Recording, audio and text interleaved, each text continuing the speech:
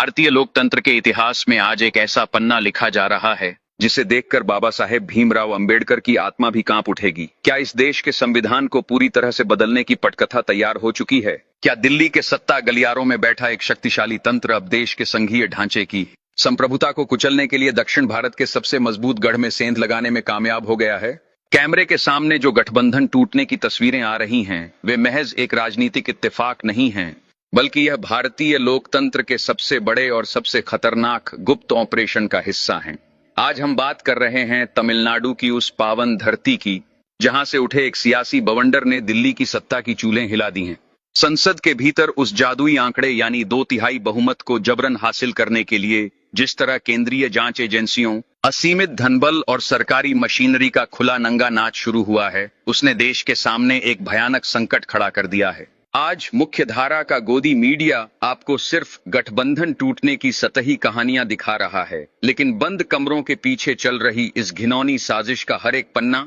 हर एक दस्तावेज और हर एक रणनीतिक चाल आज हम आपके सामने बेनकाब करने जा रहे हैं, ताकि आपको पता चल सके कि कैसे आपकी चुनी हुई सरकारों को बंधक बनाने की तैयारी चल रही है।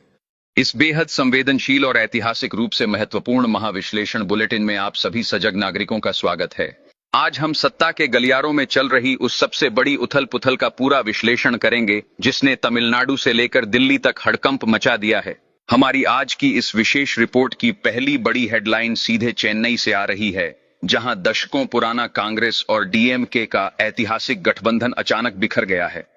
और इसके पीछे की असली वजह कोई वैचारिक मतभेद नहीं, बल्कि दिल्ली से संचालित हो रही केंद्रीय एजेंसियों का भयंकर दबाव है। हमारी दूसरी सबसे बड़ी हेडलाइन संसद के उस गणित से जुड़ी है, जहां भाजपा सरकार लोकसभा और राज्यसभा दोनों सदनों में 2/3 बहुमत का जादुई आंकड़ा पार करने के लिए क्षेत्रीय दलों की स्वायत्तता का गला घोंटने पर उतारू हो गई है, ताकि संविधान की मूल आत्मा में मनमाना बदलाव किया जा सके। हमारी तीसरी और सबसे महत्वपूर्ण हेडलाइन विपक्ष के उस बुलंद नेतृत्व से जुड़ी है, जहां कांग्रेस नेता राहुल गांधी ने इस पूरी तानाशाही रणनीति के खिलाफ मोर्चा खोलते हुए देश को आगाह किया है कि अगर आज दक्षिण के इस मजबूत किले को नहीं बचाया गया तो भारत का संघीय ढांचा हमेशा के लिए इतिहास के पन्नों में दफन हो जाएगा। इन तमाम खबरों के पीछे छिपी कड़वी हकीकत, रणनीतिक गठजोड़ और देश के भविष्य पर होने वाले इसके दूरगामी असर का पूरा और निष्पक्ष ब्यौरा लेकर हम आपके सामने खड़े हैं। दोस्तों, पूरी डिटेल आपको इसी वीडियो में दूंगा, लेकिन उससे पहले एक छोटा सा अनुरोध है। अगर आपने अभी तक वीडियो को लाइक नहीं किया तो जरा गोदी मीडिया के एंकरों की तरह आलसी मत बनिए। लाइक का बटन दबाइए, शेयर कीजिए अपने दोस्तों और परिवार के साथ, और कमेंट में बताइए कि आप यह वीडियो भारत के किस शहर या राज्य से देख रहे हैं। और हाँ, अगर अभी तक आपने हमारे चैनल को सब्सक्राइब नहीं किया तो जरा जल्दी कर लीजिए, क्योंकि न्यूज चैनल बदल सकते हैं लेकिन सच्ची खबरें नहीं।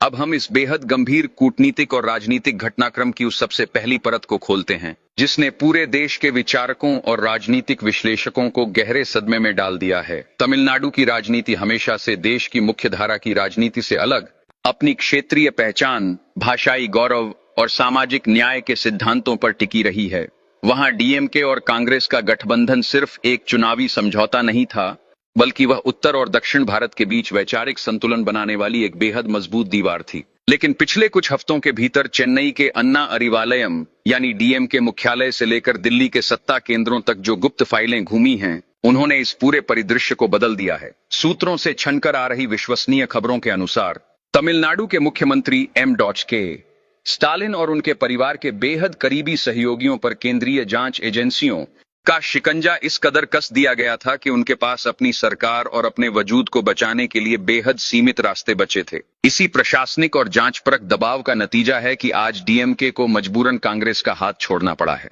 यह सीधे तौर पर स्वतंत्र भारत के इतिहास में किसी क्षेत्रीय दल की संप्रभुता पर केंद्र सरकार द्वारा किया गया अब तक का सबसे तीखा और परोक्ष हमला है, जिसे लोकतंत्र के मुखौटे के पीछे बेहद चालाकी से अंजाम दिया गया है। इस पूरे राजनीतिक ड्रामे का जो सबसे भयानक और रणनीतिक पहलू है, वह संसद के भीतर 2/3 बहुमत की गणित से सीधा जुड़ा हुआ है। देश के आम नागरिकों को यह समझना होगा कि कोई भी चुनी हुई सरकार सामान्य कानून बनाने के लिए साधारण बहुमत का इस्तेमाल करती है, लेकिन जब देश के संविधान की मूल संरचना को बदलना हो, राज्यों के अधिकारों को सीमित करना हो, या फिर न्यायपालिका और चुनाव आयोग जैसी स्वतंत्र संस्थाओं पर पूरी तरह नियंत्रण स्थापित करना हो, तब संसद के दोनों सदनों में 2/3 बहुमत की अनिवार्य आवश्यकता होती है। वर्तमान सत्ताधारी दल के पास लोकसभा में प्रचंड बहुमत होने के बावजूद राज्यसभा और संविधान संशोधन के लिए आवश्यक इस विशेष 2/3 आंकड़े की कमी हमेशा खलती रही है। तमिलनाडु के सांसदों की संख्या संसद के दोनों सदनों में इतनी महत्वपूर्ण है कि यदि डीएमके का अप्रत्यक्ष या प्रत्यक्ष समर्थन भाजपा नीत एनडीए को मिल जाता है तो दिल्ली की सरकार उस विधायी निरंकुशता के स्तर पर पहुंच जाएगी जहां उसे किसी भी कानून को पास कराने के लिए विपक्ष की सहमति या देश के जनमत की कोई परवाह नहीं रहेगी।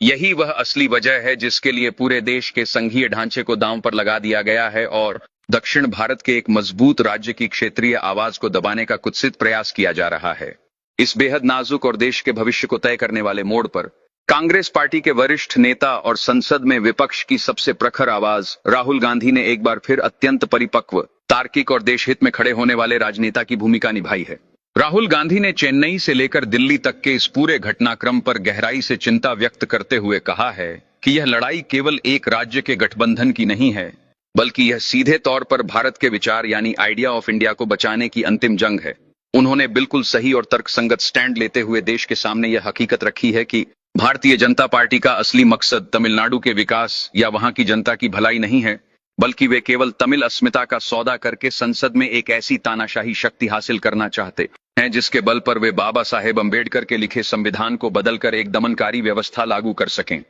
इस पूरे महासंग्राम और कूटनीतिक उठापटक का सबसे बड़ा और निर्णायक निष्कर्ष यही है कि भारतीय लोकतंत्र इस समय अपने सबसे कठिन और अग्निपरीक्षा के दौर से गुजर रहा है। तमिलनाडु में खेला गया यह सियासी खेल केवल एक शुरुआत है और यदि इस तानाशाही रथ को रोकने के लिए देश की जनता और विपक्ष पूरी मजबूती से खड़े नहीं हुए तो संसद के भीतर 2/3 बहुमत का यह जादुई आंकड़ा देश के लोकतांत्रिक ताने बाने को पूरी तरह छिन्न भिन्न कर देगा। राजनीति में सरकारें आती जाती रहती हैं, लेकिन देश की लोकतांत्रिक संस्थाएं और संविधान अक्षुण्ण रहने चाहिए, क्योंकि वही इस महान राष्ट्र की असली ताकत हैं। राहुल गांधी ने जो वैचारिक अलख जगाई है वह आज हर उस भारतीय की आवाज बन चुकी है जो इस देश से, इसके संविधान से और इसकी विविधता से प्यार करता है। अब फैसला देश के नागरिकों के हाथ में है कि वे इस तानाशाही के सामने घुटने टेकते हैं या फिर अपनी लोकतांत्रिक संप्रभुता की रक्षा के लिए एक अभेद्य दीवार बनकर खड़े होते हैं। आज के इस विशेष प्राइम टाइम बुलेटिन में मेरे साथ बस इतना ही। सत्ता के गलियारों की हर ऐसी ही कड़वी और सच्ची खबर को बिना किसी डर के देखने के लिए हमारे साथ बने रहिए।